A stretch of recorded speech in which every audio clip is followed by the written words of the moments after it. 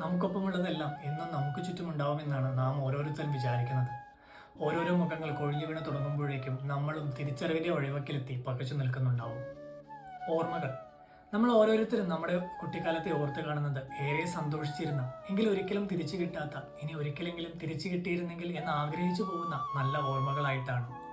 എങ്കിൽ മറ്റു ചിലർക്കാവട്ടെ അത് ഏറെ വേദനയുടെയും കഷ്ടപ്പാടിന്റെയും ഒരു ഓർമ്മപ്പെടുത്തലുമായിരിക്കും. പണ്ട് ജൂൺ മാസത്തിൽ സ്കൂൾ തുറക്കുമ്പോൾ തോരാ മഴ നനഞ്ഞ് സ്കൂളിൽ പോയത് ഇന്നലെ എന്ന പോലെ ഞാൻ ഓർത്തത് ഈ പുസ്തകം വായിച്ചപ്പോഴാണ്. ഇന്ന് 200-400 കൊടുത്ത് മേടിച്ചു കഴിച്ച ഞാവൽപ്പഴത്തിനേക്കാൾ രുചിയുണ്ടായിരുന്നു കുഞ്ഞിലെ സഞ്ചിയെടുത്ത് പറമ്പിന്ന് പെരക്കിക്കൂട്ടി കഴിച്ച ഞാവൽപ്പഴത്തിനും അതിൻ്റെ ഓർമ്മകൾക്കും. വളർന്നു വരുമ്പോൾ നാം ജീവിക്കുന്ന ജീവിതവും അപ്പോൾ കൂടെയുള്ള പലരുമാണ് ഇനി എപ്പോഴും മുന്നോട്ട് എന്ന തോന്നലാണ് നമ്മളിൽ പലർക്കും. സത്യത്തിൽ ജീവിതം മുന്നോട്ട് പോകുമ്പോൾ അവയെല്ലാം വെറും ഓർമ്മകൾ മാത്രമായി തീരുന്നു.